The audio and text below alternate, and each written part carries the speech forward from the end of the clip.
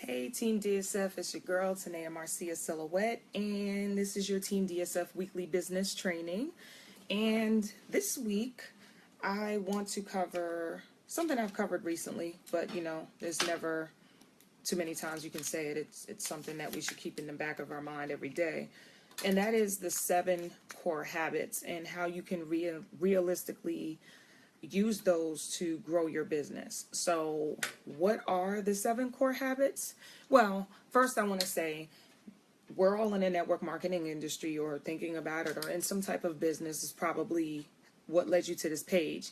And my company has 7 core habits, okay, that we go off of, which are generic enough for most network marketing professionals to be able to apply to their businesses. So, I am going to cover what they are and what that means for you and how you can actually apply them to your business so that you can be successful. These habits are what guide me every day. I believe in standards and, being, disciplined and having an actual vision and an actual plan in place to grow your business instead of just wasting your time trying to figure it out. So, what are the 7 core habits?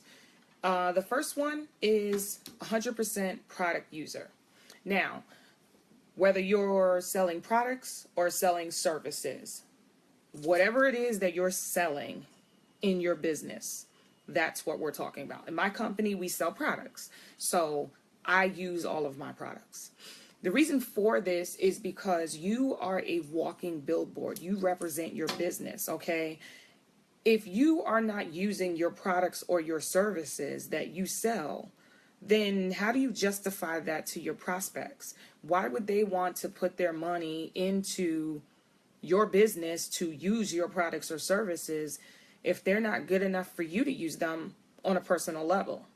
So that's something that you need to think about. Now, of course, if you're a guy and you're selling lipstick and you don't necessarily wear lipstick, that's obvious. You're probably not gonna use that, but somebody in your family probably should.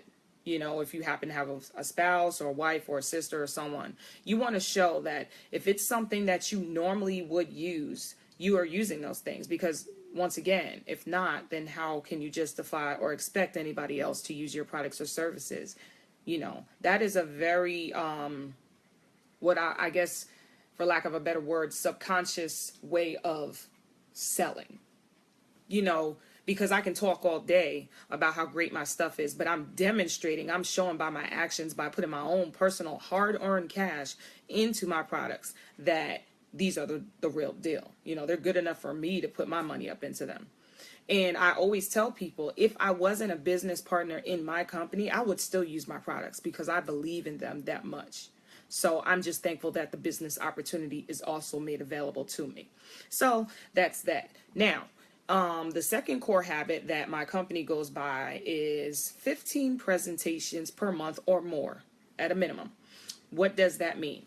Like I've said numerous times over the past few weeks, if you follow the training that I recommend, it's the CTE Connect Tool event, step 1, 2, and 3, right? That is what my mentor, Brandon Cunningham, amazing multimillionaire leader in my company and in the industry as a whole, that is what he recommends when you are sharing your business opportunity with people. So what is a presentation? A presentation is step 3. That is when you get your prospect to a third-party event where your business opportunity and products are being presented to them by a third party. That can be by getting them on a phone call, like a launch call or a 3-way phone call, getting them to a one-on-one meeting with you and another business partner, getting them to a home meeting or a hotel meeting or any kind of event where someone other than you is sharing the business opportunity, the products, basically the information about your company to them. It is step 3. It is the ultimate goal really, because we are in the business of educating, not forcing people to join your business. So I say the ultimate goal is to get them to that third party. Now, if they decide to join your business as a customer or as a business partner, that's great too. But I'm not going to say that that's the ultimate goal, because if you go with that mindset, then, you know, you're going to be out there just trying to get to step 3 real fast, and you're not really trying to help people. I want to educate. That is my goal. I want to educate everyone on what my business is. Now, if they make a decision to join or not, that's cool, you know, because at the end of the day, my financial and time freedom is not dependent on one person. Okay, I want you to understand that. So your ultimate goal is to get them to third party, to get them to a presentation so they can be educated to make an informed decision for themselves and what's best for them, not what's best for you. I'm going to get to my goal, my personal goal. But as a business person and as a professional in network marketing, your ultimate goal is a minimum 15 presentations per month or more. You should do more. Go above and beyond, you know, be great, right? So that is what we recommend. Now, how do you get to 15 presentations? Now, let me just add, you know, explain that. Well, what we say is this: if you do a minimum of 60 exposures, step 1, if you do a minimum of 60 per month, you probably get those 60, maybe out of those 60, you probably get about 40 of them to step 2, which is showing them a tool to get them more information when they say, what is this? What is this thing you're talking about? Right? And then out of those 40 or so people, at least 15 of them will want more information, want to talk to a business partner, want to come to an event. That is third-party presentations. Those are the presentations we're talking about. And then from there, you follow up with them, resolve concerns. And then if they decide to join, they do. If they don't, great. Thanks for, you know, giving us your time. Okay? So, number 3 of the core habits is increase your PV every month. What is PV? That is personal volume. Now, this is, you know, however way your company does it, but basically for my company, personal volume is any product that you personally consume in your household, that you buy. Remember, you're using 100% of your products or services. So anything from your company, when you purchase from your own business on a monthly basis, whatever that amounts to, right? Plus whatever your personal customers, either retail or if you have auto ships, you have preferred customers or people that are on a subscription basis, whatever they are purchasing in that month as well. All of that dollar amount totaled up is what we call your personal volume. Now, our company says you need to increase that every month. What does that mean? That means that you should always be exposing, okay? As you grow and start building your team and you are getting your team to duplicate the things that you're doing, we don't want you to go into management mode. That is something that happens a lot to people, and we don't really, you know, it's not like we try, but you know, when you start getting that residual income and you start getting that money while you sleep, it's like, oh, okay, I don't have to do anything anymore. But yeah, you do. You know why? Because there's more people out there that need to be helped. There's more people out there that need to know about your amazing business opportunity. That's why you're doing it, right? It's because your business opportunity and your products and services are great. So I'm not going to ever stop sharing my business with new people. You know, as you go out and you network and you begin to grow as a person and you elevate yourself, you're going to surround yourself with a lot more better people, you know, people that want what you have. You know, they want that freedom. They want that happiness. They're looking at you like, how did you get there? That is a great opportunity for you to connect with them, step 1. And the connecting takes time, not just, don't do the invite, don't shove it down their throat the first time you meet them, but you continue to connect with people, continue to expose.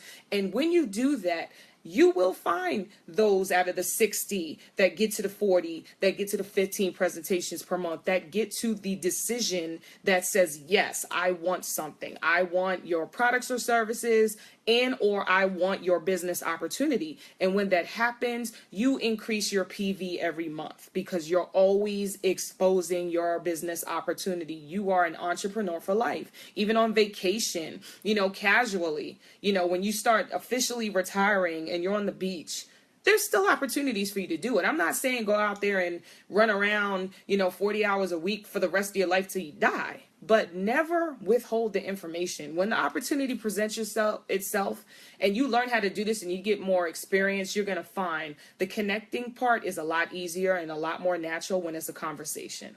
Okay, don't go out there looking for people trying to sell them stuff or whatever, like I'm selling you, like I'm going out there just to get your money. No, when you have a casual conversation and they ask, what do you do? That's a connect. That's a connect. Okay, you tell them. And then they want more information. What is that? How do you want the information? You already getting them to step 2. And then they're going to have questions. You're getting them to step 3. And then they're going to come to a decision on whether or not they want to incorporate that into their life. Guess what? You just did your business. So I want you to understand that don't go into management mode. Always increase your PV every month. Okay. So number 4 is read. Read positive, motivational, inspirational, leadership, something daily. Okay. Now read and or use audio books, audio series, whatever. Bring in something into your mind, into your atmosphere, right? Something positive, whether that is your spiritual book for your spirituality, whether that's leadership development, whether it's, watching a motivational video by somebody on YouTube who you admire, who's in your industry that's successful, or in business in general, or just somebody in some other industry that just gets you happy and inspired and motivates you to do well. Do that at least 15 minutes every day. Why? Because it centers you, okay? In network marketing, you learn to be a better entrepreneur. You need to be a better person. You want to attract people to you. You need to be a positive, cuddly, happy person that everybody wants to be around. And then, of course, with your posture and your experience as you grow, that's going to help, validate things as well. But it doesn't matter if you are a multimillionaire and you know everything there is to know about business, because if you are not a positive person that people want to be around, they're not going to know that information because they're not going to want to be around you to ask you for that information. And then how are you going to grow your business if nobody wants to be around you? If you are in this industry, at the end of the day, you got to like people. And if you like people, you got to be likable as well. Okay. So centering yourself, and it's also for your mental health in general.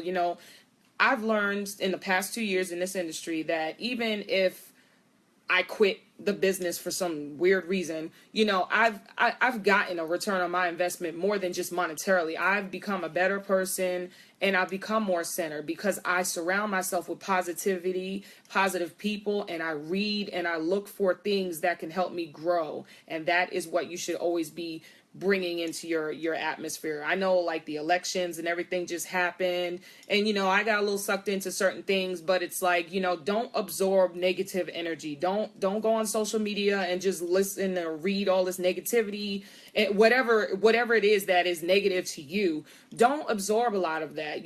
Try to stay away from that and just focus on the positive things and the things that are going to help you grow as a person, as a woman or a man, as an entrepreneur, yada, yada, yada, right? Okay, especially if you're a leader, because once again, your influence, you are directly influencing your team and your downline. And if you are a negative person, that's gonna rub off on your team. And then you're gonna wonder why your team is not growing. It's because of you. You're setting a bad example, okay? You're always negative, and that is not good leadership, okay? I don't care what emotional stuff you feel like sharing with people. Sometimes you just don't need to say it, okay? If it's not positive, maybe it's not a good time for you to say it at all in your professionals realm and in your personal life. Maybe you shouldn't get on social media and post negative stuff, okay? I'm just saying, be a positive leader and know that this is affecting your money and other people's money that are tied to you. Okay, so read daily and listen to great audio. And I just want to stop and acknowledge, yes, Will, casual conversation is a great tip and it's worked for you. That's awesome. It has for me too, because being that I'm a more businessy type of person, sometimes I can come off as very selly, right, to people, where it's like, oh, you're just talking to me because you want to sell stuff and you haven't reached out to me in 6 months. Now you do, and the first thing you mention is your business. And so I've found that a casual conversation with me and just not forcing the invite, just connecting over a longer span of time with people and letting the invite happen naturally, that's helped me as well, Will. So I definitely agree with you because I've grown since then in learning about that. Now, Number 5 is attend all events recommended by your team and your upline. So what does that mean? Well, that ties into what I just said about reading and all that. You want to do things that benefit you and your team, right? So part of our growth process in network marketing and in business and most industries in general is you go to conferences for your industry. You go to training events, educational seminars and stuff like that to grow as an entrepreneur, to network with other people so you can use them as resources and they can use you as resources. And most companies, if not all of them, have those specifically scheduled on a regular basis for your company. So let's talk about the ones that your company has put together for you. In my professional opinion, if your company puts together a training event, that's mandatory. I don't care what anybody else says. If your company is going through all of the logistics and the money and putting this training event together for your specific company, you should probably make it a point to attend those events, pre-register for those events as soon as it becomes available. That means in your business financial plan, you should probably budget for upcoming events. They're usually going to tell you when you join the business, hey, we do things on a quarterly basis or a yearly basis or twice a year, whatever it is, on a monthly basis at XYZ levels. Maybe there's local training every month and there's, regional training every quarter, whatever it is, right? They're going to tell you to schedule. And then once those specific dates come out, they're going to say, hey, this is the link to pre-register for our next training event. If you are anybody in your company, you're going to be there. If you want to grow in your company, you're going to be there. So why did you put all this money up, right? To be a business person in your company, and then when your company says, hey, I want to train you and I'm going to bring all the top leaders in from around the world to this one location to train you on how to grow and be like them, why would you not attend? Now if you're a part-timer, you might not attend because you're a part-timer and you don't care about growing your business that well. Cool. You're a CEO of your own business, that's fine. But if you're somebody like me who wants that financial independence, that time freedom, and I want to be extremely successful, just like my mentors, and I want to duplicate what my mentors are doing, I'm going to look at where my mentors are going to be. And if they're going to be at that event, then maybe I should duplicate that in my organization and bring my team to that event.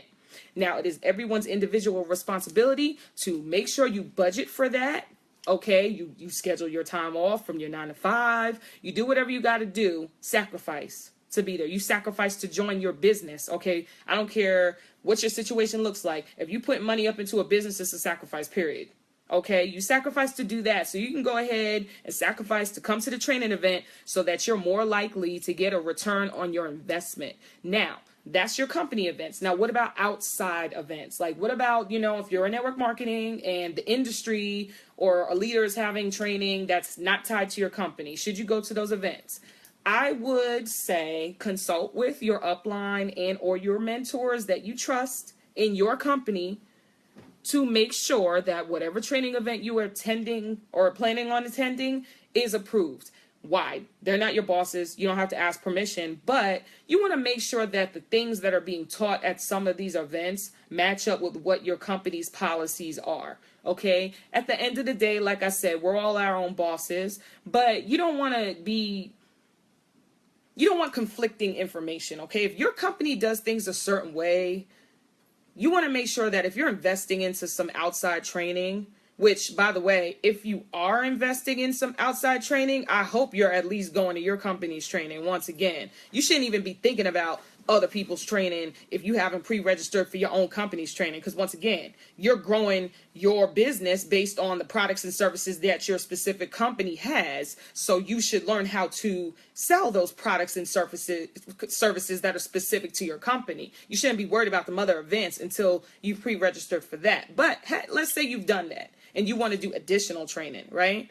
That's fine. Just make sure that their guidelines and what they're doing in that training event matches what your company is doing. Okay, so make sure it's something that's recommended by your upline and your mentors. Okay, now, number 6, be a team player. That is kind of like self-explanatory, but let me go ahead and explain it anyway.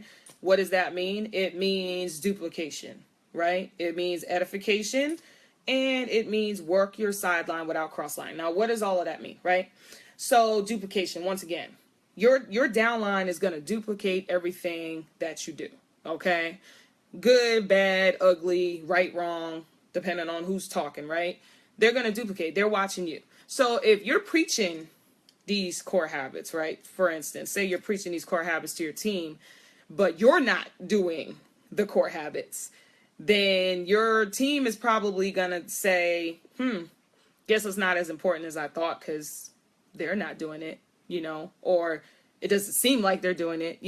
So make sure that your actions match up with what you're saying. Now, what does duplication also mean? It means that any kind of extra standards that you want to set for your specific team that are outside like the minimum standards of your upline that they recommend for you to duplicate, make sure that it is duplicatable. Okay. So if you're like, hey, we're gonna not do 15 presentations a month. We're gonna do 100 presentations per month, and everyone's gonna have to do them at 8 o'clock in the morning on Mondays for the whole month, every month. Well, that's not duplicatable because you don't even know what the schedule is of your team, right? Your team might work during that time, or your team might, they might not be able to talk to people at 8 o'clock in the morning on a Monday. They might be able to talk to them at 8 o'clock at night on a Monday or a Tuesday or whatever the situation. If you're that rigid and specific because it fits your schedule and you're trying to start a new standard to grow your team, you might have really good intentions, but if it's not duplicatable, it's not going to work. Or for instance, you might say, look, we're going to all individually enroll 100 people a month. Okay, well, how are you going to do that? Are you going to talk to them all by yourself? Like, are you saying that this is something that has to happen, that's mandatory, or is it a go? Now, if you're saying this is mandatory, what are you going to do? Kick them out of your team if they don't meet those requirements, like those standards? So when you are becoming a leader in your own organization with your own downline, and you start setting specific standards for your team, you got to make sure, like, just because you're good at talking to people and you could probably enroll 100 people doesn't mean that your new guy is going to be able to do that. Okay, so really think about that. Like I said, consult your mentors, your upline, and your sideline people that you trust, and say, hey, do you think that this standard is duplicatable? I've gone through this.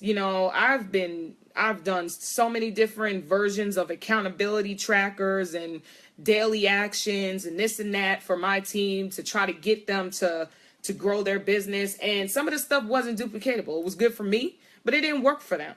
So I would say when you set a standard, right, make it as simple as possible. Okay. If you say, I want you to keep track of your daily actions, leave it at that. Don't say how. Okay. I was talking to one of my business partners the other day about this, and I had to catch myself because I said, hey, we have a planner. We have a tracker where we put things on our leadership and accountability planner, and it tracks your actions, and I keep one with me, and I take it everywhere I go. But my business partner has two, along with tracking it in their phone. And I kind of looked at them and I was like, hey, why do you have two? Like, doesn't that create more work for you? Why don't you just have one and take it everywhere with you? And they stopped me and they were like, look, sometimes I forget my bag. So I keep one in my bag and I keep one at my desk at work. So if I forget my bag, I have the one at work. That means I got to write it down on both pieces of paper. But for my process, that works for me. And at the end of the day, they're still meeting the minimum requirement, which is track your daily actions. And then when they're not near their bag or their office, they put it in their phone. And then they go ahead and they write it down and they mirror it at some point throughout the month. So at the end of the month, when I ask them, hey, where's your paper at with your daily actions? They give it to me the way I want it. But the process for them to get there was different than my process. And I had to watch myself because I was about to criticize them on how they were doing it. And that's something I learned in the military. Don't tell me how to do something. Tell me what you need to be done, and I'm going to figure out how to do it. Okay? Give me that flexibility to figure out how I want to do it to get it done. And then at the end of the day, it's done like you want it. So that's something you got to remember. Make sure the standards you're setting are duplicatable for your whole entire team and their different lifestyles, their different personality types, and what works for them as long as it fits within that standard, okay? Now, edification, right? That's also part of being a team player. So you want to make sure that when you're using third party and you have somebody else that's helping you do your step 1, 2, and 3, you edify them. You let prospects know who these people are.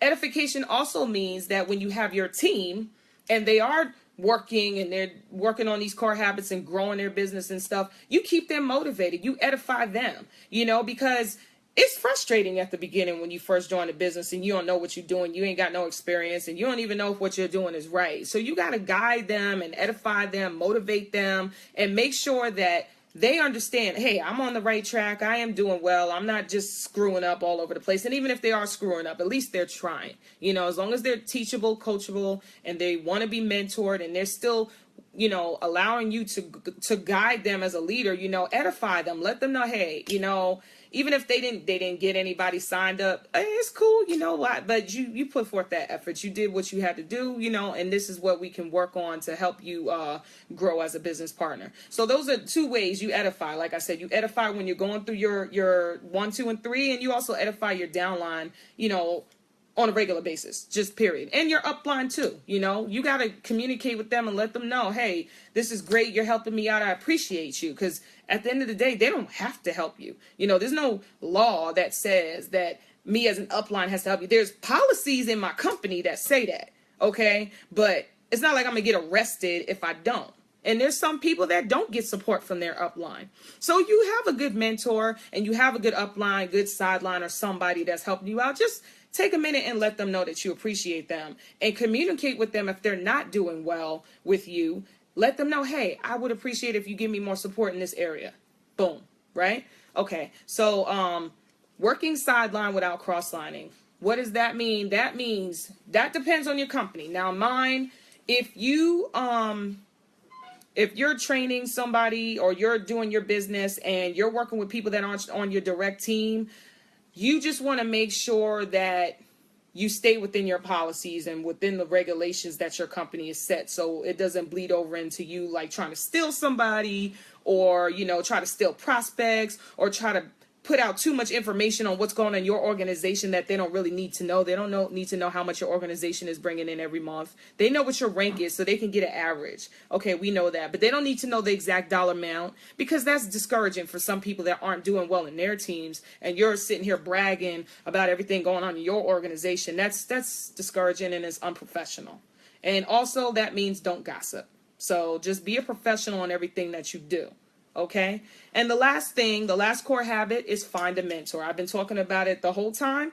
Find a mentor. You don't know what you don't know, and you are not a successful person yet, most likely. And if you are, well, you're not successful in this new business that you're doing. So find somebody that's already done it and they were successful at it and ask them, hey, how did you do it? Can you show me? And it's somebody that you should click with well, that you're not going to just walk on eggshells with, don't tap dance for them. Somebody you can really be ugly with. I always say that. Your mentor should be somebody you don't mind being ugly with, where you can be like, I had a bad day and I really need you to be real with me about how to grow my business. Don't tell me the sugar-coated version. Tell me why I'm messing up.